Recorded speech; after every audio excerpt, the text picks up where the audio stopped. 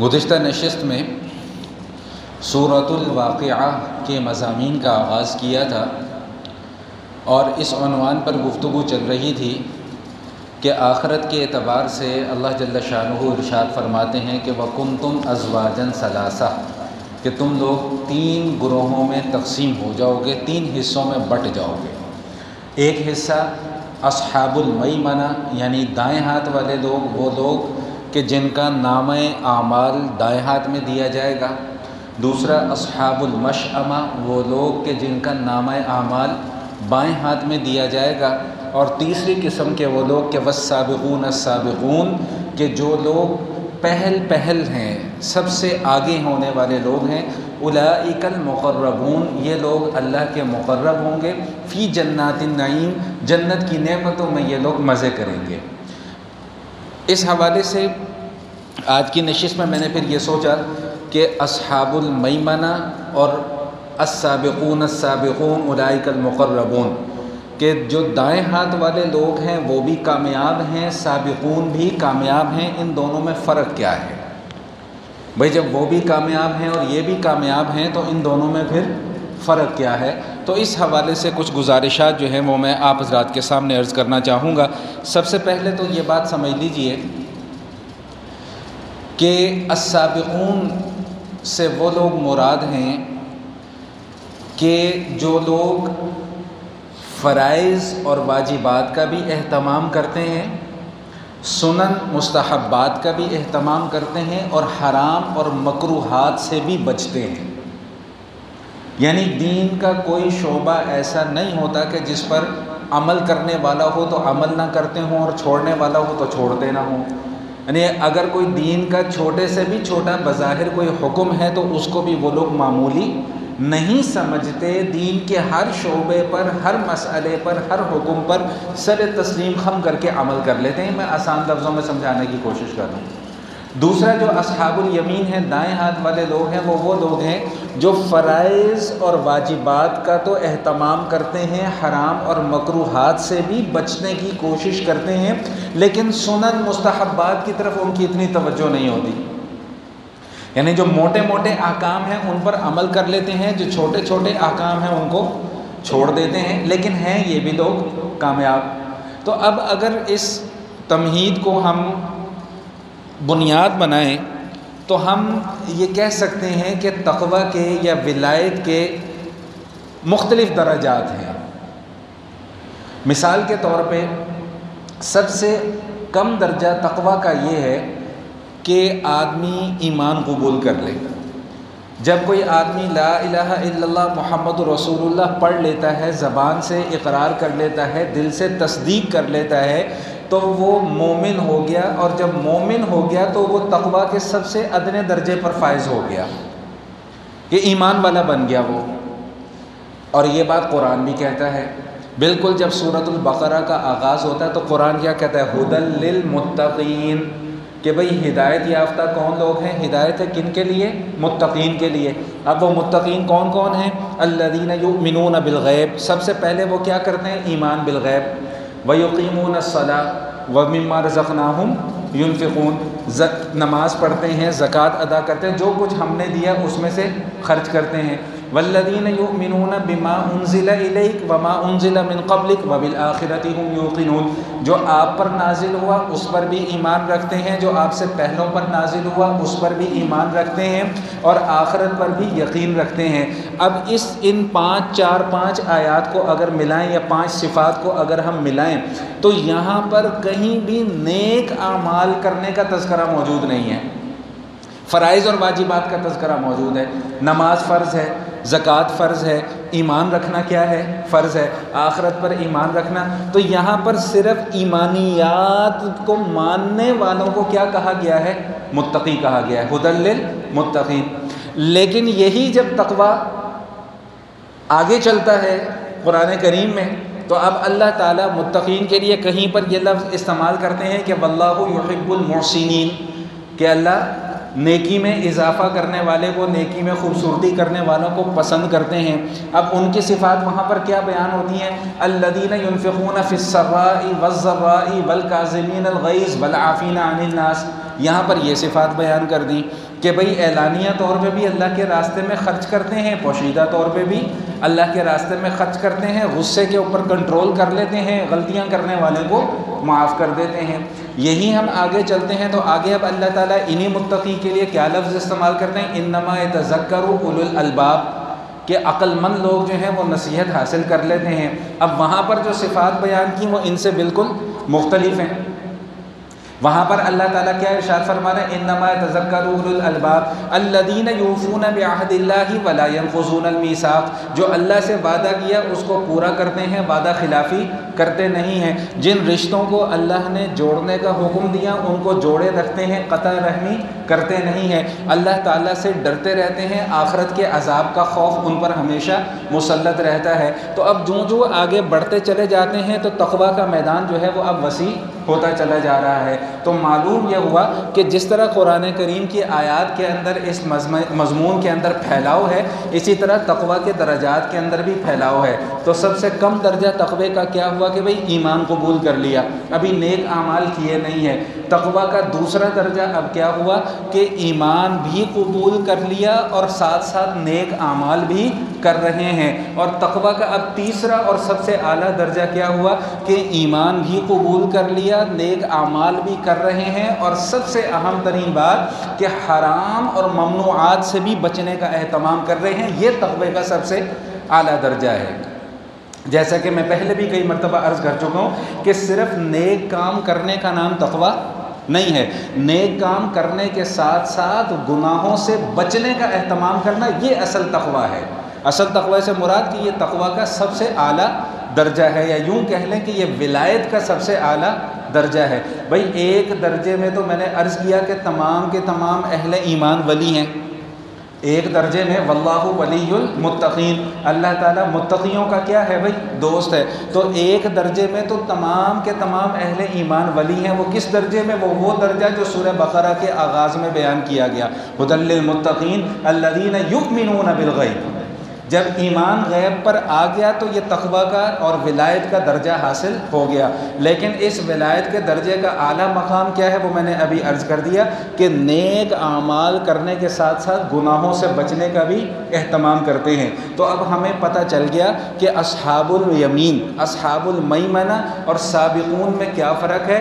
سابقون وہ لوگ ہیں جو نیک اعمال بھی کرتے ہیں، نیک اعمال کے ساتھ ساتھ سنن اور مستحبات کی بھی پابندی کرتے ہیں، فرائض اور واجبات کا بھی اہتمام کرتے ہیں، اور اہم ترین یہ کہ حرام اور ممنوعات اور مکروہات سے بھی بچنے کا اہتمام کرتے ہیں۔ بلکہ علماء نے تو یہاں تک لکھا ہے کہ جو مقربین ہوتے ہیں، یہ جو سابقون الاولون لوگ ہیں، یہ اصل میں وہ لوگ ہیں کہ جو حلال کاموں میں سے بھی غیر ضروری چیزوں کو چھوڑ دیتے ہیں، حلال کاموں میں سے بھی غیر ضروری چیزوں کو چھوڑ دیتے ہیں۔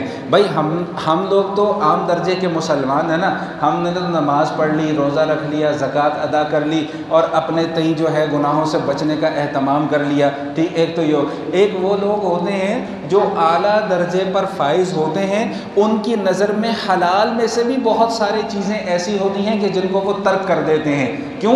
صرف اپنی خواہش کو دبانے کے لیے، اپنے نفس کو دبانے کے لیے، اپنے نفس پر کنٹرول کرنے کے لیے۔ اور اس حوالے سے کئی واقعات ایسے ہیں جن سے کتابیں بھری پڑی ہیں، میں ابھی ان واقعات کی طرف نہیں جا رہا، میں صرف ایک حدیث آپ کے سامنے بیان کرنا چاہ رہا ہوں، اور اس کے بعد پھر میں اسی مضمون کو آگے لے کے چلتا ہوں۔ بخاری شریف کے اندر یہ حدیث موجود ہے جس کا مفہوم یہ ہے، اللہ کمی بیشی معاف فرمائے، کہ نبی کریم علیہ الصلاۃ والتسلیم ارشاد فرماتے ہیں کہ اللہ نے یہ ارشاد فرمایا، حدیث قدسی ہے کہ اللہ نے یہ ارشاد فرمایا۔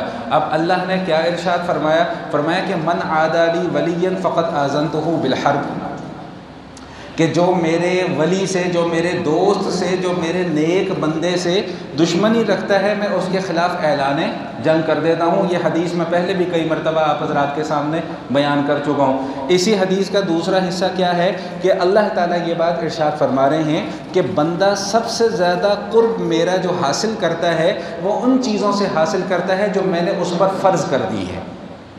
وہ شریعت کے احکام کی کیٹیگریز ہیں نا، فرائض ہیں، واجبات ہیں، سنن ہیں، مستحبات ہیں، یہ سارے کے سارے اعمال کی کیٹیگری ہیں، تو اللہ تعالیٰ کیا ارشاد فرما رہے ہیں کہ جو سب سے زیادہ بندہ جو میرا قرب حاصل کرتا ہے وہ کس کے ذریعے سے حاصل کرتا ہے؟ وہ ان اعمال کے ذریعے سے حاصل کرتا ہے جو میں نے بندے پر فرض قرار دیے ہیں۔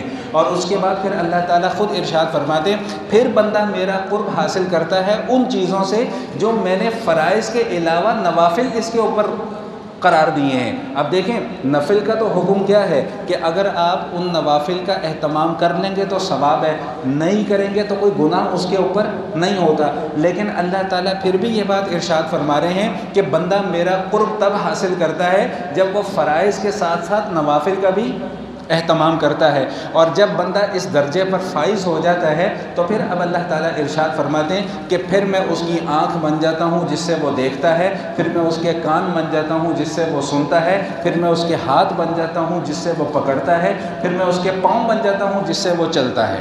اچھا، اس حدیث کی تشریح تو میں ابھی بعد میں بیان کروں گا اس کی تفصیل، لیکن یہاں پر ایک غلط فہمی ہے، اس غلط فہمی کا ازالہ ضرور کرنا چاہیے۔ اس حدیث کو بنیاد بنا کر بعض حضرات نے اس حدیث کا معنی یہ گھڑ دیا کہ یہ جو اللہ کے نیک بندے ہوتے ہیں ان کے ہاتھوں میں مکمل طور پہ اختیار اور تصرف آ جاتا ہے، حالانکہ ایسی بات نہیں ہے۔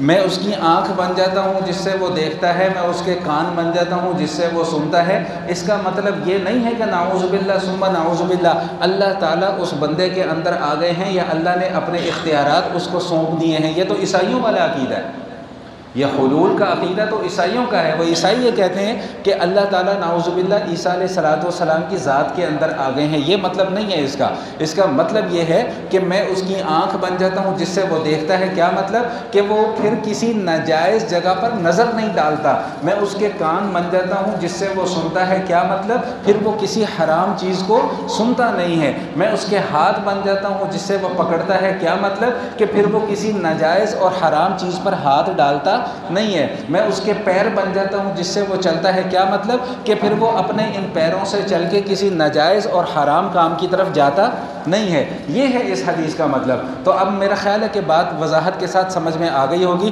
کہ سب سے زیادہ قرب اللہ کا کن اعمال سے حاصل ہوتا ہے جو اللہ تعالیٰ نے فرض قرار دیے ہیں۔ پھر جب ان فرائض کے ساتھ ساتھ بندہ نوافل کا، سنن کا، مستحبات کا بھی خیال رکھتا ہے تو پھر اللہ تعالیٰ کا مزید قرب حاصل ہوتا ہے۔ ہاں، اسی حدیث کے اندر ایک الفاظ اور بھی ہیں جو اس وقت میرے ذہن سے نکل گئے کہ اللہ فرماتے ہیں کہ پھر میں اس بندے سے محبت کرنے لگتا ہوں اور وہ بندہ مجھ سے محبت کرنے لگتا ہے، پھر اس کا نتیجہ یہ نکلتا ہے کہ میں اس کی آنکھ، میں اس کے کان، میں اس کے ہاتھ، میں اس کے پیر بن جاتا ہوں۔ اب یہاں پر ذرا رک کر ایک لمحے کے لیے یہ سوچ لیجئے کہ ہم اپنی زندگیوں میں کتنی سنتیں ایسی ہیں جن کو چھوڑ دیتے ہیں۔ میں اس موضوع پر پہلے بھی کئی مرتبہ بات کر چکا ہوں، ابھی ختم القرآن کے موقع پہ بھی میں نے اسی موضوع کے اوپر بات کی کہ ہم سنت کو یہ کہہ کر چھوڑ دیتے ہیں کہ جی سنت ہی ہے نا، سنت ہی ہے نا۔ لوگ ہم سے سوال پوچھتے ہیں، وہ میں نے پہلے بھی شاید آپ کو بتایا تھا کہ لوگ مسئلہ پوچھتے ہیں تو پہلا سوال کیا پوچھتے ہیں کہ مولوی صاحب یہ بتائیں کہ فلاں عمل جو ہے وہ سنت ہے یا فرض ہے یا واجب ہے؟ تو میں ان کو جواب یہ دیتا ہوں، کیوں؟ اگر میں کہوں سنت ہے تو چھوڑ دو گے؟ بس سیدھی سی بات ہے، اگر ہم یہ کہتے ہیں آپ کو فلاں عمل کا بتا دیں کہ بھئی یہ عمل پر کرنا سنت ہے تو کیا آپ اس کو چھوڑ دیں گے؟ ارے خدا کے بندو، ہم کیوں یہ نہیں سمجھتے کہ سنت کس کی ہے؟ سنت کس کی ہے؟ یہ میں اس موضوع کے اوپر بڑا جذباتی ہو جاتا ہوں، لوگ پھر مجھ سے ناراض ہو جاتے ہیں، جی آپ بڑی سخت باتیں کر دیتے ہیں۔ کیا کریں؟ سخت باتیں نہ کریں تو کیا کریں؟ مطلب دین کو ہم نے اپنی مرضی، وہ چابی والا کھلونا ہم نے دین کو سمجھ لیا ہے کہ ہم چابی گھمائیں گے ادھر گھما دیں گے، چابی گھمائیں گے ادھر گھما دیں گے۔ دین ہماری مرضی کا ہونا چاہیے بس۔ اللہ کے بندو، جس نبی کا نام لے کر تم لوگ مسلمان بنتے ہو اس نبی کی سنت ہے، اور جن اعمال کو تم فرض سمجھ کر رہے ہو وہ اعمال بھی تمہیں اسی نبی نے سکھلائے ہیں، اسی نبی نے بتلائے ہیں، اور ہم یہ کہہ دیتے ہیں کہ جی سنت ہی ہے نا، کیا ہوا، کوئی بات نہیں، چھوڑ دی، نعوذ باللہ من ذالک۔ میں نے شاید پہلے بھی کسی موقع پہ یہ بات عرض کی تھی کہ کل قیامت والے دن جب اللہ کا دربار لگا ہوگا اور نبی کریم علیہ الصلوۃ والتسلیم وہاں پر تشریف فرما ہوں گے تو ان کے سامنے جا کر ہم یہ بات کہہ سکتے ہیں کہ یا رسول اللہ یہ فلاں عمل آپ کی سنت تھی نا، اس لیے ہم نے چھوڑ دیا۔ اتنی جرأت، اتنی ہمت ہمارے اندر آ سکتی ہے وہاں پر؟ تو وہاں پر نہیں آ سکتی تو یہاں پر اتنی ہمت کیوں ہمارے اندر پیدا ہو گئی کہ ہم اعمال کو یہ کہہ کر چھوڑ دیتے ہیں کہ جی سنت ہی ہے نا، سنت ہی ہے نا۔ تو میں عرض کیا کر رہا تھا کہ والسابقون السابقون اولئک المقربون، یہ مقرب کون لوگ ہوتے ہیں؟ جو سنن اور مستحبات کی بھی رعایت رکھتے ہیں، حرام اور ممنوعات سے بھی بچتے ہیں۔ فرائض تو ویسے ہی ہر کسی کی ذمہ داری ہے، ان کی پابندی کرنا اور ان کو ادا کرنا۔ اور ان سے کم درجہ پھر کن کا ہے؟ اصحاب الیمین کا، دائیں ہاتھ والوں کا۔ پہلے بھی میں نے عرض کر دیا تھا کہ سابقون السابقون کا درجہ سب سے اونچا ہے، اور ان کے بعد والا درجہ جو ہے وہ اصحاب الیمین کا ہے۔ تو جو اصحاب الیمین کو جنت میں نعمتیں ملیں گی وہ ان کے درجے سے کم درجے کی نعمتیں ہوں گی، آگے جا کے اس کا تذکرہ آئے گا، لیکن ابھی جو ہمارا مضمون چل رہا ہے ہم اسی کے اوپر رہنے کی کوشش کرتے ہیں۔ حدیث شریف میں آتا ہے، بخاری شریف کی حدیث ہے کہ نبی کریم، میں عرض یہ کر رہا تھا کہ تقویٰ کے جو درجات ہیں، سب سے کم درجہ کیا ہے بھائی؟ ایمان قبول کر لیا، تقوی کا درجہ حاصل ہو گیا۔ دوسرا تقوی کا درجہ کیا ہے کہ ایمان بھی قبول کر لیا اور نیک اعمال بھی کر لیے۔ اور سب سے بلند ترین درجہ تقوی کا کیا ہے کہ ایمان بھی قبول کر لیا، نیک اعمال بھی کر لیے، اور دراصل گناہوں سے بچنے کا بھی کیا کر لیا بھائی؟ اہتمام کر لیا۔ پھر جا کر کہیں تقوی حاصل ہوتا ہے۔ ایک واقعہ میں پہلے بھی کئی مرتبہ سنا چکا ہوں، حدیث یاد دہانی کے لیے دوبارہ عرض کر رہا ہوں کہ حضرت عمر رضی اللہ تعالیٰ عنہ نے سیدنا کعب احبار رضی اللہ تعالیٰ عنہ سے پوچھا کہ حضرت تقویٰ کیا ہے، ذرا مجھے بتائیں۔ اب حضرت عمر تو اونچے درجے کے صحابی ہیں، لیکن وہ آر محسوس نہیں کر رہے کسی دوسرے سے سوال کرنے میں، وہ آر محسوس نہیں کر رہے کسی دوسرے صحابی سے سوال۔ ہم تو سوال پوچھتے ہی نہیں، اور صرف کس لیے نہیں پوچھتے؟ مولوی کو جا کے پوچھنا ہے میں سوال، میں گوگل پہ سرچ کر لیتا ہوں۔ ابھی ایک نوجوان مجھے بتا رہا تھا کہ اس کا ایک دوست ہے، وہ ذرا پٹری اس کی جو ہے نا آگے پیچھے ہو گئی ہے، تو میں نے کہا کس دن لے آؤ، انشاءاللہ اسے کوشش کرتے ہیں دوبارہ پٹری پہ لانے کی۔ تو وہ بتا رہا تھا کہ آج کل کے نوجوانوں کی سوچ کیا بن گئی ہوئی ہے، آج کل کے نوجوان تو نوجوان، ہمارے بڑوں کی بھی یہ سوچ بن گئی ہوئی ہے، کہتے جی مولویوں کے پاس نہیں جانا چاہیے۔ میں کہا یار نہ ہو، بڑی اچھی بات ہے، ہم تو خود جان چھڑاتے ہیں کہ اچھا ہے کوئی ہمارے پاس نہ ہی آئے۔ تو میں کہا لیکن اس سے سوال یہ جا کے پوچھنا کہ چلو تم نہیں جاتے مولوی کے پاس دین سیکھنے کے لیے یا دین پوچھنے کے لیے، تو دین سیکھو گے کہاں سے؟ کہتا جی نیٹ بھرا پڑا ہے، گوگل پہ ہے، اور یہ بھی ہے، فلاں بھی ہے، ٹھمکانا بھی ہے۔ میں نے کہا اچھا جو گوگل کے اوپر مواد پڑا ہوا ہے، جن ریسورسز سے تم تحقیق کرنا چاہتے ہو یا ریسرچ کرنا چاہتے ہو، وہ تحقیق کا جو مواد کہاں سے حاصل کرو گے، یا اس کا جو میٹیریل ہے وہ تم کہاں سے حاصل کرو گے؟ انہوں نے کہا جی کتابیں بھری پڑی ہیں۔ تو میں نے کہا اللہ کے بندے، وہ کتابیں بھی تو انہی مولویوں کی لکھی ہوئی ہیں نا۔ نہیں سمجھ میں آ رہی بات بھائی؟ آج ہم اردو ترجمہ پڑھتے ہیں، ہم کہتے ہیں جی مولوی کے پاس جانے کی ضرورت نہیں ہے، اردو ترجمہ پڑھ لو، تفسیر پڑھ لو، ہم عالم بن جائیں گے۔ تو بھائی وہ تفسیر بھی تو علماء کی لکھی ہوئی ہے نا، وہ اردو ترجمہ بھی تو علماء کا لکھا ہوا ہے۔ تو مجھے بڑا تعجب ہوتا ہے کہ علماء کی لکھی ہوئی کتابیں پڑھ کر پھر علماء پر ہی ٹاؤں ٹاؤں کرتے ہیں، حیرانی کی بات یہ ہے۔ تو خیر بہرحال میں بتانا یہ چاہ رہا تھا کہ تقویٰ کا درجہ، تو حضور علیہ السلام کیا بات ارشاد فرماتے ہیں، حضرت انس رضی اللہ تعالیٰ عنہ سے روایت ہے، حضرت انس رضی اللہ تعالیٰ عنہ فرماتے ہیں کہ آج کے دور میں، یعنی حضور کے دنیا سے تشریف لے جانے کے بعد جو بعد والا دور ہے وہ بھی خیر القرون کا دور ہے، بہترین دور ہے، لیکن اس دور میں بھی حضرت انس رضی اللہ تعالیٰ عنہ اپنے شاگردوں کو، اپنے بعد والوں کو کیا بات ارشاد فرما رہے ہیں کہ تم لوگ جن گناہوں کو کرتے ہو نا اور ہلکا سمجھ کے کرتے ہو کہ جی کچھ نہیں ہوتا، جی کچھ نہیں ہوتا، ادھر کچھ نہیں ہوتا، تو حضرت انس رضی اللہ تعالیٰ عنہ فرماتے ہیں کہ نبی کریم علیہ الصلوۃ والتسلیم کے زمانے میں ہم ان چھوٹی چھوٹی غلطیوں کو بھی اپنی ہلاکت کا سبب سمجھا کرتے تھے۔ یہ تو تابعین کے دور کی میں بات بتا رہا ہوں، آج میں اور آپ کس جگہ پر کھڑے ہوئے ہیں۔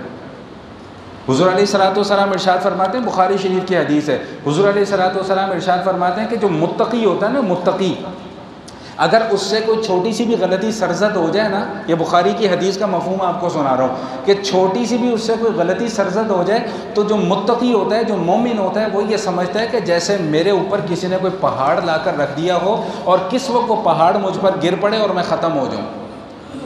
اور جو فاجر ہوتا ہے، گناہ گار ہوتا ہے، وہ کیا سمجھتا ہے، وہ کوئی غلطی بھی کر لے گا، کوئی گناہ بھی کر لے گا نا، تو وہ یہ سمجھتا ہے کہ جیسے اس کی ناک پر کوئی مکھی بیٹھی اور اس نے اشارہ کیا اور وہ مکھی اڑ گئی۔ کیا آج ہماری یہ کیفیت نہیں ہے کہ ہم بڑے بڑے غلطوڑ بھی کر لیتے ہیں، غلطیاں بھی نہیں، غلطوڑ کرتے ہیں، بڑے بڑے گناہ بھی ہم کر لیتے ہیں، اور اس کے بعد ہماری زبان پر کیا لفظ جاری ہوتا ہے، وہ کچھ نہیں ہوتا جی، وہ کوئی فرق نہیں پڑتا جی، نعوذ باللہ من ذالک۔ یہ تو وہاں پر جا کر پتہ چلے گا کہ فرق پڑتا ہے کہ نہیں پڑتا۔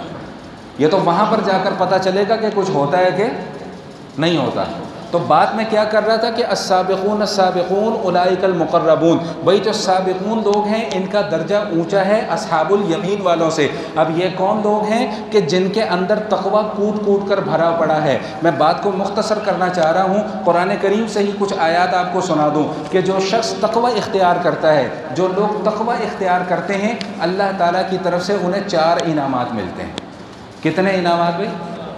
کتنے؟ 4۔ اس لیے پوچھ رہا ہوں کہ مجھے کچھ لوگ سوتے ہوئے نظر آ رہے ہیں، اس لیے بار بار پوچھ رہا ہوں، تو جاگ جائیں، تھوڑی دیر کی بات ہے، ابھی بس یہ 10 منٹ کے بعد بات ختم ہو جائے گی۔ تو کتنے انعامات ملتے ہیں بھائی؟ 4۔ پہلا انعام وَمَن يَتَّقِ اللَّهَ يَجْعَلْ لَهُ مَخْرَجًا، جو تقوی اختیار کرتا ہے اللہ تعالیٰ کا یہ وعدہ ہے کہ اللہ تعالیٰ ہر مشکل سے باہر نکلنے کا راستہ بنا دیتے ہیں، ہر پریشانی سے اللہ تعالیٰ نجات عطا فرما دیتے ہیں۔ شرط کیا ہے؟ تقوی۔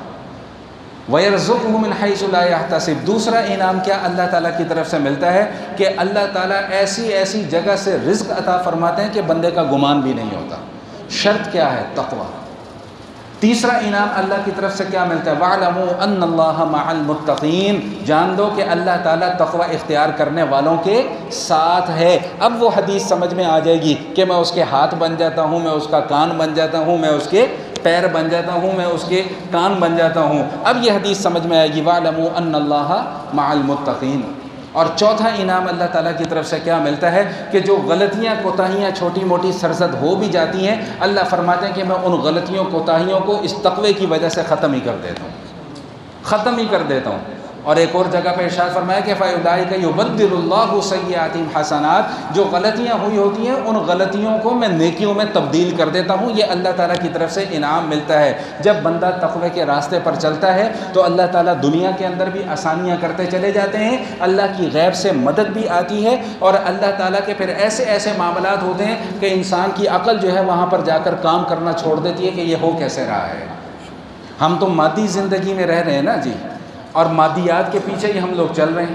ہم مادیات کو ہی سب کچھ سمجھ بیٹھے ہیں، اسباب کو ہی سب کچھ سمجھ بیٹھے ہیں، لیکن اللہ تعالیٰ تو اسباب کے پابند نہیں ہے نا، اللہ تعالیٰ تو اسباب کے محتاج نہیں ہے۔ اللہ تعالیٰ تو جب مدد کرنے پر آتے ہیں تو اس طریقے سے مدد کرتے ہیں کہ اسباب، بڑے سے بڑا دنیا کا کوئی سائنسدان بھی سر جوڑ کر بیٹھ جائے گا، وہ فیصلہ ہی نہیں کر پاتا کہ یہ کیسے ممکن ہے۔ صحیح حدیث ہے، صحیح حدیث ہے، حضرت انس رضی اللہ تعالیٰ عنہ راوی ہیں، وہ فرماتے ہیں کہ 2 صحابی سیدنا اسید بن حضیر رضی اللہ تعالیٰ عنہ، سیدنا عباد بن بشیر رضی اللہ تعالیٰ عنہما، یہ دونوں حضرات نبی کریم علیہ الصلاۃ والتسلیم کی خدمت میں حاضر ہوئے، کسی کام کے لیے آئے، کوئی بات چیت کرنے کے لیے آئے۔ فرماتے ہیں شام کا وقت تھا اور کسی بہت اہم مسئلے پر نبی علیہ الصلاۃ والسلام گفتگو فرما رہے تھے، تو وہ شام بھی گزر گئی، رات بھی آ گئی اور رات کا بھی کافی وقت گزر گیا۔ تب جا کر کہیں ان کی گفتگو جو ہے وہ ختم ہوئی، ان کو فراغت ہوئی۔ اب یہ دونوں حضرات جب واپس اپنا گھر جانے کے لیے نکلے تو سخت اندھیرا، رات کا وقت، وہاں پر بھئی اس زمانے میں تو یہ سہولیات نہیں تھی جو ہمیں مل چکی ہوئی ہیں، تو سخت اندھیرا تھا۔ تو ان دونوں حضرات کے ہاتھوں میں لاٹھی تھی، لاٹھی، عصا جسے ہم کہتے ہیں۔ تو وہ دونوں حضرات جب نبی کریم علیہ الصلاۃ والتسلیم کے گھر سے نکلے اور باہر راستے پر چلنا شروع ہوئے، تو بھائی صحیح حدیث سنا رہا ہوں، ریت کی دیوار پر کھڑا ہو کر بات نہیں کر رہا، حوالہ الحمدللہ میرے پاس موجود ہے، جس کو چاہیے وہ بعد میں مجھ سے لے لے۔ تو وہ فرماتے ہیں حضرت انس رضی اللہ تعالیٰ عنہ کہ ان دونوں حضرات کی لاٹھیاں جو ہیں وہ روشنی بن گئی، اور وہ ان لاٹھیوں کی روشنیوں میں چلتے چلتے اپنے گھر تک پہنچے۔ اب دنیا کے سارے سائنسدانوں کو اکٹھا کر لو، جوڑ لو، سر جوڑ کر بیٹھ جائیں کہ وہ بھائی کوئی اصول ایسا نکال دیں کہ جس سے یہ پتہ چل جائے کہ ایک لکڑی کی لاٹھی جو ہے وہ اچانک خود بخود لائٹ بن گئی، کیسے بن گئی؟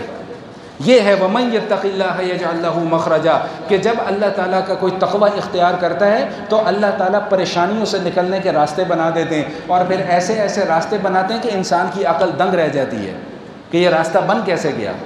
لیکن شرط کیا ہے کہ تقوی اختیار کرنا پڑے گا، اور تقوی کس درجے کا اختیار کرنا پڑے گا؟ 2 واقعات آپ کو سناتا ہوں، پھر بات کو مکمل کرتا ہوں۔ سیدنا عمر بن عبدالعزیز رحمۃ اللہ تعالیٰ علیہ، نام تو سنا ہوگا سب، ان کی شخصیت مشہور شخصیت ہے، سب جانتے بھی ہیں۔ ان کی زندگی کا ایک واقعہ آج میری نظر سے گزرا، بڑا عجیب و غریب واقعہ، میری تو عقل دنگ رہ گئی اور ذہن میرا معوف ہو گیا کہ اللہ اکبر، کس قسم کے لوگ تھے یہ۔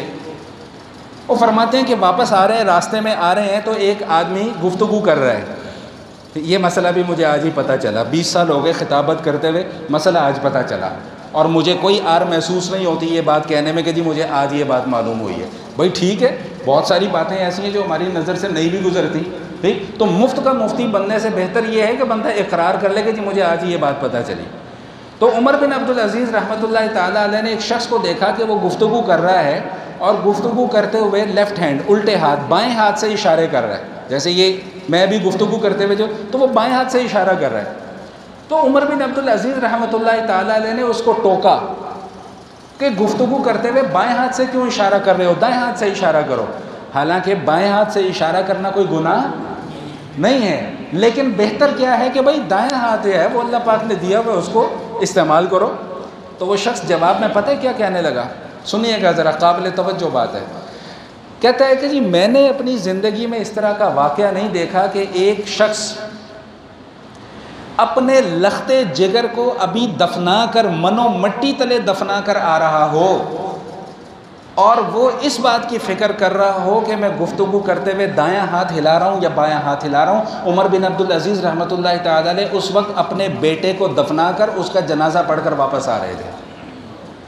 کہتا جی میں نے اپنی زندگی میں یہ واقعہ پہلی دفعہ ہی دیکھا ہے کہ کوئی آدمی اپنے لختے جگر کو دفنا کر آ رہا ہے، اور اس کو فکر کس بات کی پڑی ہوئی ہے کہ میں دایاں ہاتھ استعمال کر رہا ہوں یا بایاں ہاتھ استعمال کر رہا ہوں. تو عمر بن عبدالعزیز رحمۃ اللہ تعالیٰ علیہ نے ارشاد فرمایا کہ بھئی جو چیز اللہ کی تھی اس نے واپس لے لی، تم اس کی فکر نہ کرو. بھئی بیٹا اللہ کا تھا نا، اللہ نے دیا تھا، اللہ نے واپس لے لیا، تم اس کی فکر نہ کرو. تو وہ انسان کہتا ہے میری عقل دنگ رہ گئی. کہتے ہیں میں نے پھر حضرت عمر بن عبدالعزیز رحمۃ اللہ تعالیٰ علیہ کو یہ دعا دی کہ اللہ تعالیٰ آپ کو آپ کے اسلام کا بہتر بدلہ نصیب کرے. تو عمر بن عبدالعزیز رحمۃ اللہ تعالیٰ نے فرمایا کہ نہ، یہ دعا نہیں، بلکہ یہ دعا کرو کہ اللہ تعالیٰ میری وجہ سے اسلام کا کوئی کام لے لے، میرے سے دین، مجھے میرے ذریعے اللہ اسلام کو کوئی بدلہ عطا کر دے. اللہ مجھے بدلہ عطا نہ کرے، میرے ذریعے سے اللہ اسلام کو کوئی بدلہ عطا کر دے. یہ ہے اصل تقویٰ، یہ ہے السابقون السابقون اولئک المقربون، کہ جن کو اس بات کی فکر ہے کہ گفتگو کرتے ہوئے دایاں ہاتھ ہلانا چاہیے کہ بایاں ہاتھ ہلانا چاہیے. ہماری نظر میں یہ معمولی سے کام ہے، چھوٹے چھوٹے سے کام ہے.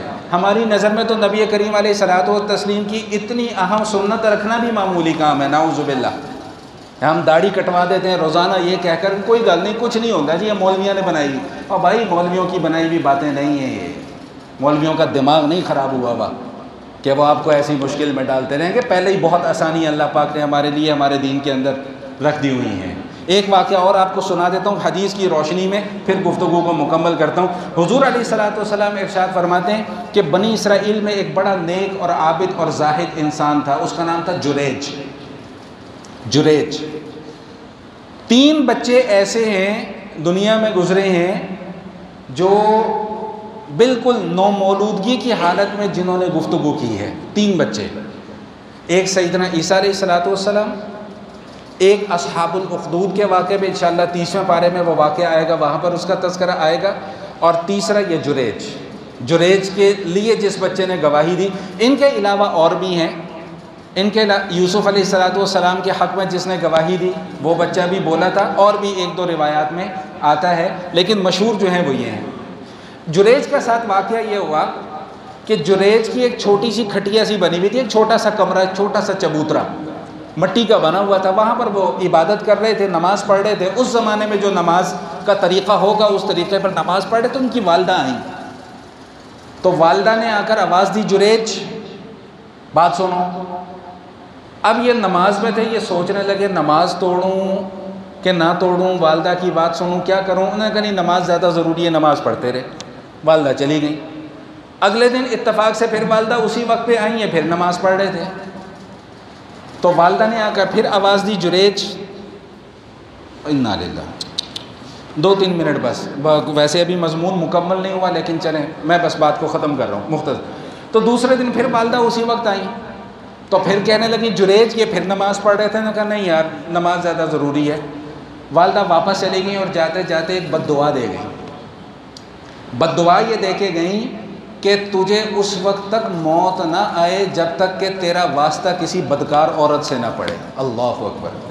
بھائی میری اس دعا پر آمین کہہ دینا کہ اللہ تعالیٰ عورتوں کے فتنے سے بچا کے رکھے۔ ایمان برباد ہو گیا لوگوں کا اس فتنے کی وجہ سے۔ نبی کریم علیہ الصلوۃ والتسلیم نے پناہ مانگی عورتوں کے فتنے سے، اتنا خطرناک فتنہ ہے۔